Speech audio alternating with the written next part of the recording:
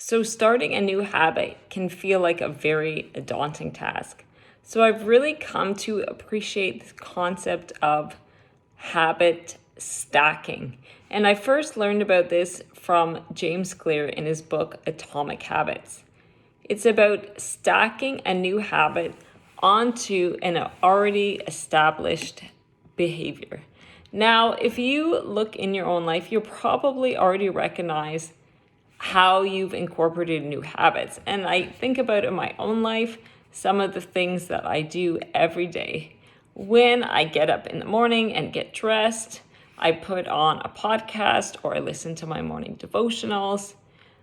When I make my smoothie, I then use that as a cue to do my exercise. In the evening, I have placed a package of dental floss on the coffee table in the living room so that when I watch TV, it's associated with flossing my teeth every night. Now, these might not seem like grandiose habits, but they've stuck. And I think it's for the very idea of habit stacking. Now, James Clear does give some helpful guidelines about starting habit stacking in your own life. He talks about starting slow and not adding on too many new habits. Talks about adding something fun or enjoyable to an already established habit and already established essential task that you have. He warns about adding two challenging tasks together, how it's hard to follow through with that.